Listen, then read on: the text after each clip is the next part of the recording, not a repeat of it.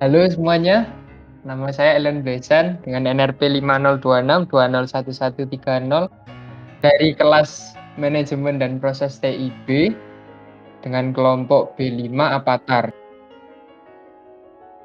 Dalam video kali ini, saya akan menjelaskan tentang ITIL. ITIL atau singkatan dari Information Technology Infrastructure Library adalah sekumpulan best practices untuk manajemen layanan TI yang meningkatkan level layanan dan support TI. Tujuan utama dari ITIL adalah memastikan layanan TI selaras dengan tujuan bisnis.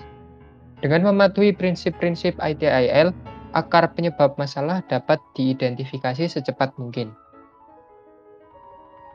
Terdapat beberapa fungsi dari ITIL. Yang pertama, mendukung organisasi untuk mendapatkan nilai optimal dari TI dan layanan digital.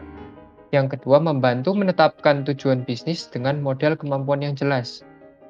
Yang ketiga, menyelaraskan tujuan bisnis dengan strategi bisnis dan kebutuhan pelanggan. Dan yang keempat, memberikan pedoman yang komprehensif, praktis, dan terbukti untuk membangun sistem manajemen layanan.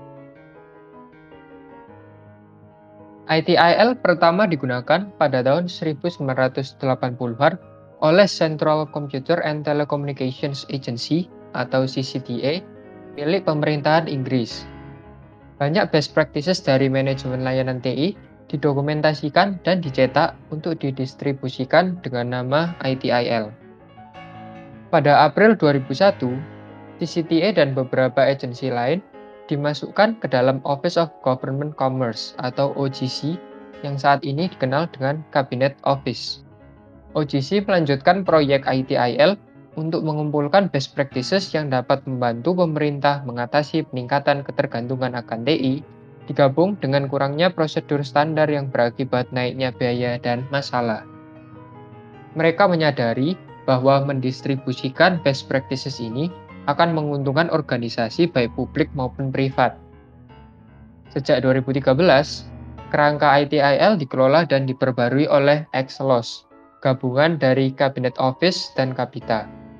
Dengan penelitian yang ekstensif, Exelos bersama dengan lebih dari 2.000 stakeholder yang beragam dapat menunjukkan dengan konsisten bahwa ITIL adalah dasar untuk bisnis. ITIL versi 3 dirilis pada tahun 2007, memperbarui versi sebelumnya dengan menambahkan peningkatan proses, pendekatan siklus hidup yang lebih kuat, dan proses yang lebih banyak untuk menyelaraskan bisnis dan TI. Exelos sedang memperbarui ITIL ke versi yang keempat, yang akan berfokus untuk mendorong transformasi digital, kecerdasan buatan atau AI, cloud computing, dan DevOps. ITIL sudah diadopsi oleh ribuan organisasi seluruh dunia. Di antaranya adalah NASA, Microsoft, HSBC, Spotify, dan lainnya. ITIL 4 memiliki 9 guiding principles. Yang pertama, focus on value. Yang kedua, design for experience. Yang ketiga, start where you are. Yang keempat, work holistically. Yang kelima, progress iteratively. Yang keenam, observe directly. Yang ketujuh, be transparent. Yang kedelapan, collaborate.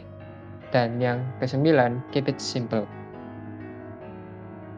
Dalam proses ITIL, terdapat siklus hidup yang terdiri dari 5 fase.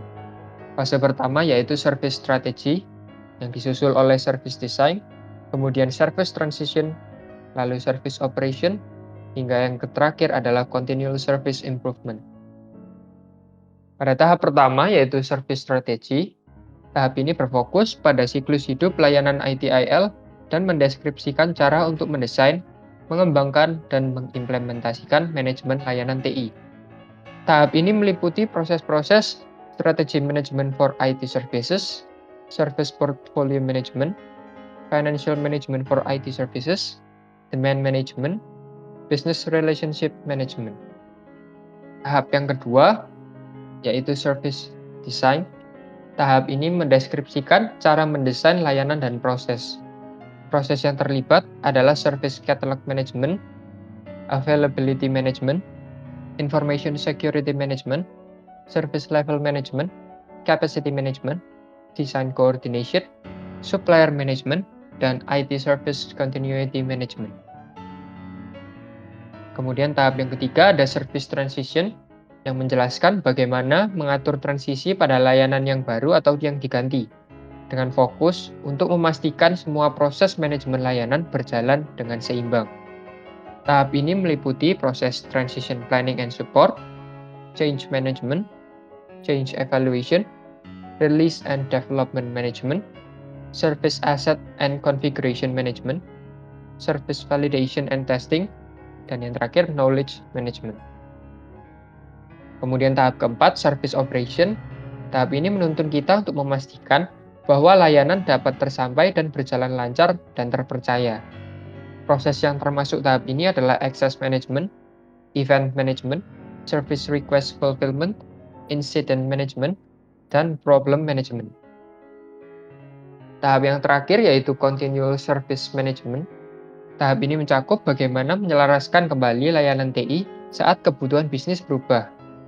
Terdiri dari 7 langkah yang mencakup apa yang dapat dan harus diukur, yaitu mengumpulkan, mengolah, dan menganalisis data, dan menyajikan dan menggunakan informasi.